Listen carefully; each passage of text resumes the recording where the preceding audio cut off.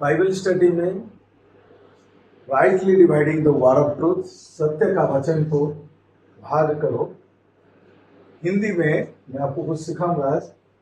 आप application tribulation अर्थात इसे क्लेश कहा जाता है, परेशानियां, दुख, तकलीफ।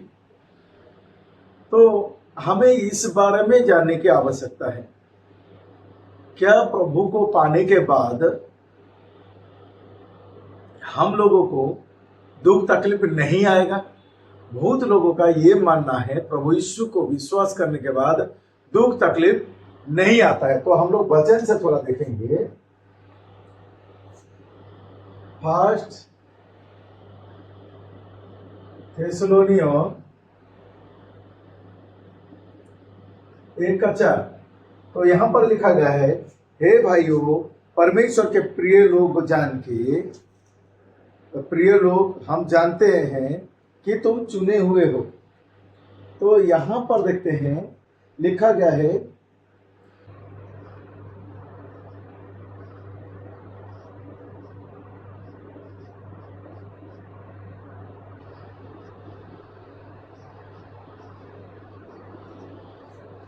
यहां पर हम लोग देखते हैं पहला थेसलोनिकियों 1:4 अनुसार इलेक्शन ऑफ गॉड, अर्थात हम लोग देखते हैं चुने हुए।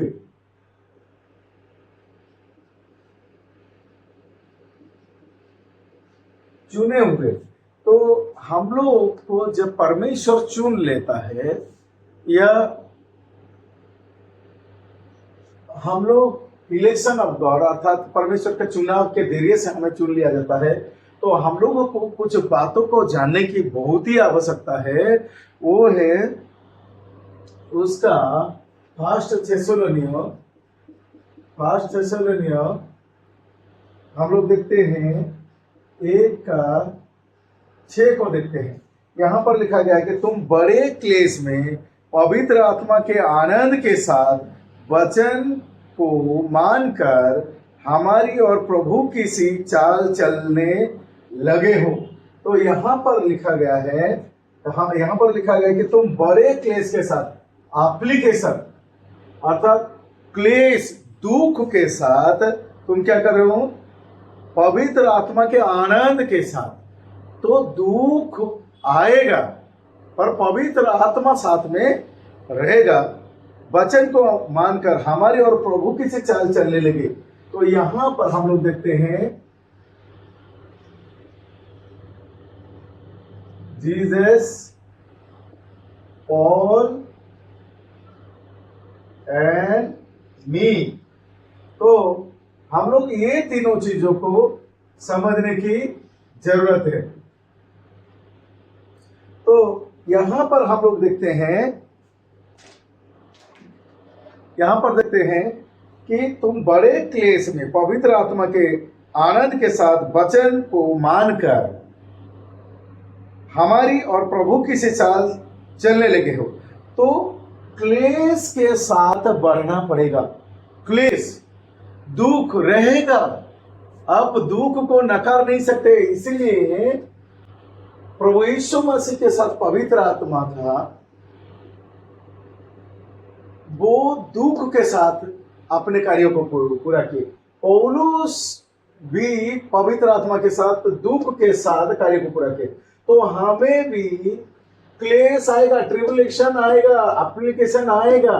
तो ये चीजों को हमें समझने की आवश्यकता है। ऐसा कहीं पर भी लिखा नहीं गया है आप प्रभु को पाने के बाद आप में दुख नहीं आएगा, बीमारी नहीं आएगा, तकलीफ नहीं आएगा, परेशानी नहीं आएगा।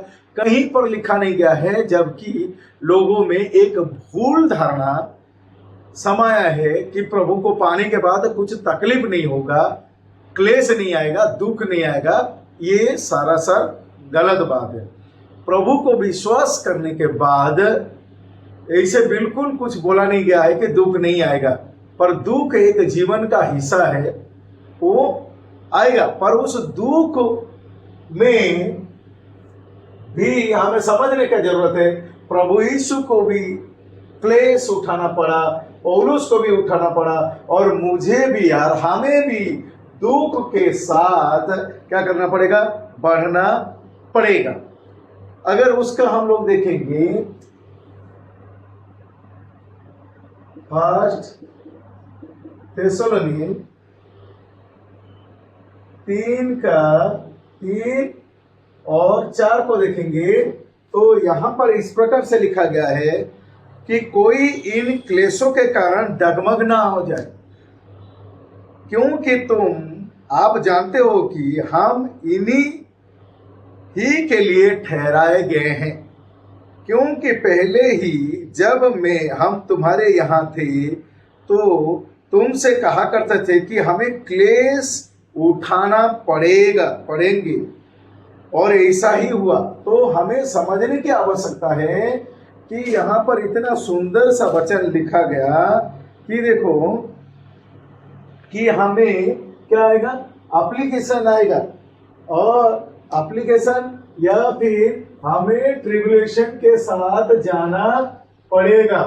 तो ये होगा ही होगा। और उसके बाद हम लोग देखते हैं कि पहले से ही बोल दिया गया था, लिखा गया है कि क्योंकि पहले ही जब हम तुम्हारे यहाँ थे तो तुमसे कहा करते थे कि हमें क्लेश उठाना पड़ेंगे। तो क्लेश अर्थात दुख उठाना पड़ेगा। तो इसी हिसाब से जो लोग चुने हुए हैं तो उन्हें जाने की जरूरत है।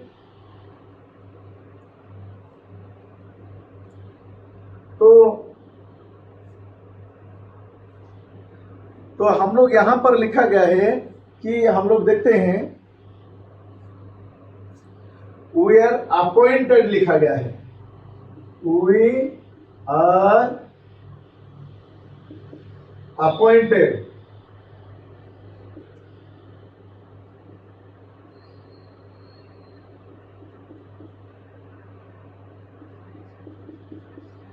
वी आर अपॉइंटेड, किस बात के लिए हमें चुना गया या रखा गया है, वो है हम लोग देखते हैं एप्लीकेशन या क्लेश के लिए। हमें क्लेश के लिए रखा गया है, क्लेश अपॉइंटेड। तो किस लिए लिखा गया है, रखा गया है अपॉइंटेड। तो हम लोग देखते हैं कि एप्लीकेशन के लिए अर्थात दुख उठाने के लिए, क्लेश उठाने के लिए हमें चुना गया है। तो इसीलिए बिना सच्चाई को जाने लोग सोचते हैं कि हमें तो दुख आना नहीं चाहिए, हमें तकलीफ नहीं आना चाहिए, हमारा कुछ गड़बड़ नहीं होना चाहिए। तो जब गड़बड़ कुछ होता है उनके जीवन में, उनके परिवार में, उनके वातावरण में, तब वो लोग सोचते हैं कि हमने तो प्रभु को माना है, तो क्यों मेरे साथ ऐसा हो रहा है, क्यों मेरे घर में लोग बीमार पड़ रहे हैं, क्यों मेरा जीवन में तकलीफ आ रहा है, क्यों मेरा कोई काम ढंग से नहीं बन रहा है। नहीं, यहाँ पर हम लोग देखते हैं प्रभु यीशु मसीह के जीवन में क्लेश था, पौलुस के जीवन में क्लेश है, और हमें भी क्लेश में ही होके जाना पड़ेगा। बिल्कुल बाइबल ये बात को नहीं बोलता है कि जो परमेश्वर को या प्रभु को विश्वास करता है उसमें क्लेश नहीं आएगा, पर यहाँ पर उत्साहित किया जाता है जब क्लेश आता है तो हमें क्या करना चाहिए, स्थिर होना चाहिए, क्योंकि हमें उस क्लेश के बीच में ही होके जाना पड़ेगा। तो लिखा गया कि अगर हम लोग फिर से दोहराते हैं पहला थेसलोनिकैयों 3:3 कि कोई इन क्लेशों के कारण डगमगा ना जाए। डगमगा ना जाए बोलने से बहुत लोग ये विचारधारा को बिठा लिए हैं कि प्रभु को विश्वास कर रहे हैं, कि प्रभु को मान रहे तो तकलीफ नहीं आना चाहिए, जबकि यहाँ पर लिखा गया है कि पहले से ही तुम्हें जानने की जरूरत है जीवन में क्लेश रहता है। तो फिर हम लोग क्यों प्रभु को मान रहे हैं? नहीं, आपको समझना पड़ेगा कि प्रभु को इसलिए मान रहे कि आदम का अनाज्ञाकारिता के कारण जो अंदर की स्वर्गीय अंश मर गया था, आत्मिक अंश मर गया था, प्रभु यीशु को विश्वास करने के कारण, पौलुस के शिक्षा के जरिए से हम लोग यहाँ पर नया सृष्टि हो जाते हैं। आत्मिक रीति से स्वर्गीय अंश हम में रहता है। पर जो बाहरी शारीरिक रूप से हमें वो क्लेश, सुख, दुख, तनाव, आनंद, ये सब जीवन का एक हिस्सा है। सुख दुख इसमें हो के हमें जाना पड़ेगा। बिल्कुल भी अपनी बाहरी समस्या के कारण आप स्वर्गीय चुनाव अर्थात बुलाहट को प्रति आप डगमगा ना जाए। इसीलिए आप, हो सकता है आपका फाइनेंशियली प्रॉब्लम में होके जा रहे हो सकता है आप बीमारी में होके गुजर रहे हो सकता है कोई बातों को परेशानी, पारिवारिक टेंशन में हो के आप जा रहे हो, पर नहीं, आपको डगमगाने की आवश्यकता नहीं, क्योंकि अंदर में जो नई सृष्टि है उससे कुछ फर्क पड़ने वाला नहीं है, बल्कि जो स्वर्गीय अंश है वो स्वर्गीय अंश अर्थात जो प्रभु आप में है वो आपको छोड़ने वाला नहीं है।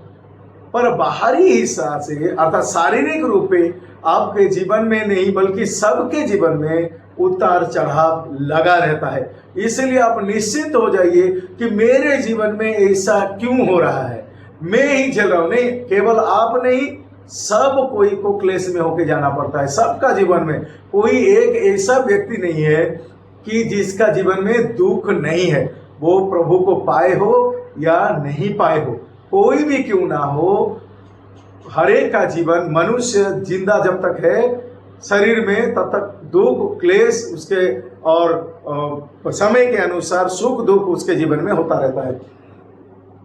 तो यही कारण से बहुत लोग शांत हो जाते हैं, चुप हो जाते हैं, घबरा जाते हैं। क्यों? उन्हें लगता है कि अगर प्रभु ने मुझे चुना है तो ये दुख क्यों आता है। इसलिए पहला थिस्सलुनीके 1:4, इलेक्शन ऑफ गॉड, परमेश्वर ने चुना है, दुख क्यों आएगा? परमेश्वर ने यीशु को चुना, यीशु के जीवन में भी दुख आया, पौलुस को चुना, पौलुस के जीवन में भी दुख आया, हमें चुना है तो हमारे जीवन में भी दुख आएगा। इसी हिसाब से हमें समझने की आवश्यकता है पौलुस क्या करता है, जो कि अन्य जाति का प्रेरित है।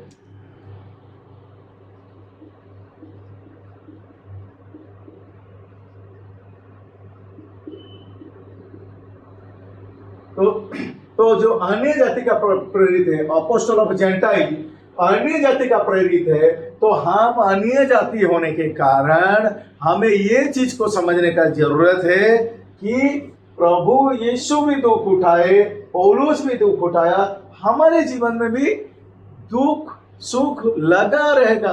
अब कोई भी दुख को बाध नहीं दे सकता है, कोई क्लेश को बाध नहीं दे सकता है, बल्कि अपने को स्थिर रखने की आवश्यकता है। जैसे पेड़ में पतझड़ का महीना होता है, पतझड़ का महीने में पत्ता झड़ जाता है, उसका मतलब पेड़ मर नहीं गया, बल्कि पत्ता नया पत्ता फिर से आएगा। तो ये प्रकृति का नियम है, सुख दुख लगा रहेगा। गर्मी का दिन जाएगा, बारिश का दिन आएगा, बारिश का दिन जाएगा, ठंडा का दिन आएगा।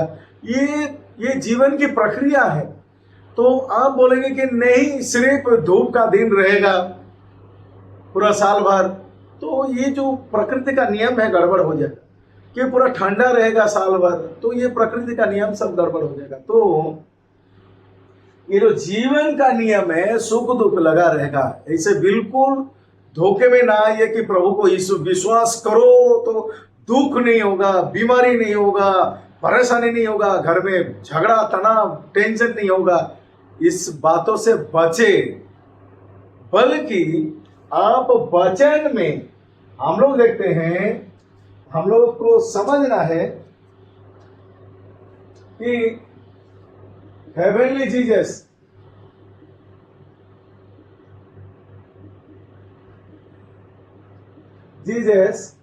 पौलुस को चुनते हैं, पौलुस अन्य जाति में जाता है, अन्य जाति में जाता है। तो हम लोग देखते हैं वो रोमी से फिलेमोन तक लिखता है, और ये भी भेद का बात, मिस्ट्री का बात लिखता है, और हम लोग देखते हैं ये अनुग्रह, ग्रेस, अनुग्रह का सेवा को बढ़ाता है। तो यहां पर हम लोग देखते हैं वो कंप्लीट समझाया है।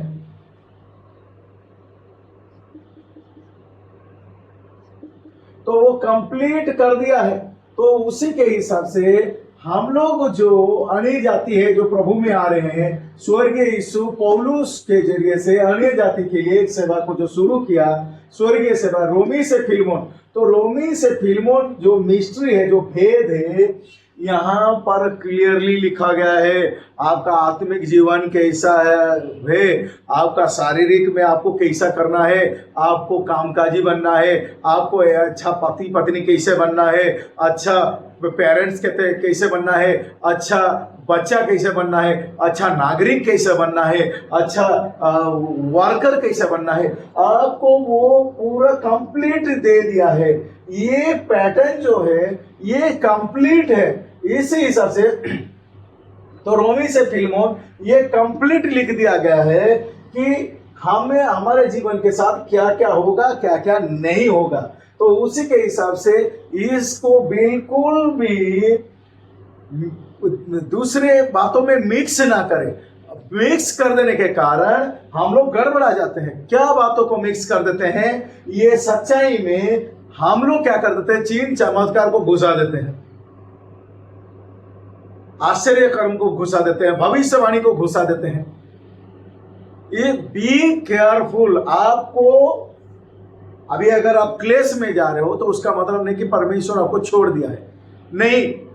लोग वैसे सोचने लगे जब प्रभु यीशु मसीह को पकड़ा गया, मारा गया, पीटा गया, तब लोग सोचने लगे कि परमेश्वर उसे छोड़ दिया है। पर ऐसा बात नहीं है। वो क्लेश जिंदगी का हिस्सा है। पौलुस को भी क्लेश आया तो हमारे जीवन में भी क्लेश रहेगा।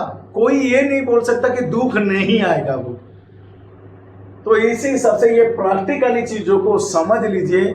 आज दुख आया तो कल सुख आएगा। अगर आज आपका पेड़ हरा भरा है तो कल पतझड़ होगा ही होगा। अगर अभी पतझड़ चल रहा है तो कल हरा भरा होगा। तो अभी क्लेश चल रहा है तो कल सुख आएगा। अभी अगर सुख में हो तो कल आपको दुख या क्लेश में आएगा। पर उसको वचन के सत्य के ऊपर आपको बने रहना है। वातावरण के अनुसार डगमग नहीं हो जाना चाहिए। तो उसी के हिसाब से हम लोग देखते हैं कि हमें we are appointed for application and tribulation. दुख के लिए ही चुना गया है, उठाने के लिए। दुख उठाना है, अपने जीवन का दुख उठाना है, परिवार का जीवन का दुख उठाना है। आपके जीवन में जो दुख आएगा उसको उठाना है, आपको उठाना है। इसको समझना, आपको हैंडल करना है, वो सिचुएशन को हैंडल करना है। इसी कारण पौलुस बहुत सुंदर से बोलते हैं कि तुम बड़े क्लेश में, पहला थिस्सलुनीके 1:6 को फिर से रिपीट करता, तुम बड़े क्लेश में पवित्र आत्मा के आनंद के साथ। क्लेश में भी पवित्र आत्मा आपके साथ रहता है। वो भाग नहीं जाता है, वो उतरता नहीं है, सभा खत्म होने के बाद चला नहीं जाता है। हर सभा में उसको बुलाया जाने का जरूरत नहीं, वो आपके साथ रहता है पवित्र आत्मा। वचन को मानकर और वचन को, अर्थात वचन को जो आपका प्रेरित पौलुस ने, हमारा अपोस्तल पौलुस ने लिख दिया है, उस वचन में हमारी और प्रभु की से चाल चलने लगे। तो क्लेश का समय में ये सच्चाई को हमें जानने की जरूरत है कि प्रॉब्लम आया है तो वो चला जाएगा। ऐसा नहीं कि प्रभु क्यों किया, प्रभु मेरे साथ ही ऐसा क्यों हो रहा है। नहीं, दुनिया में जितना मनुष्य है, जो पैसा वाला है उनमें भी प्रॉब्लम है, जो गरीब है उनमें भी प्रॉब्लम है, जो अनपढ़ है उनमें भी क्लेश है, जो पढ़े लिखे हैं उनमें भी क्लेश है, जो गांव में रहता है उनमें भी क्लेश है, जो शहर में रहता है उनमें भी क्लेश है। इसी कारण आप सबों को समझने की जरूरत है कि क्लेश जीवन का हिस्सा है। तब हमें वचन को सही से समझने की आवश्यकता है। मेरा विश्वास है आप क्लेश में भी आनंदित करना है। यही जीवन का रहस्य है। तो इसी हिसाब से मैं आपको उत्साहित करता हूं कि ये वीडियो सब आपके जो भी क्लेश में है, जो परेशानी में है, जो बीमारी के टेंशन, जो दुख या तकलीफ, कोई भी टेंशन में है, भेजो उसके पास। कि आज दुख में वो जा रहा है, कल निश्चय ही उसका जीवन में परिवर्तन रहेगा, बदलाहट रहेगा। धन्यवाद।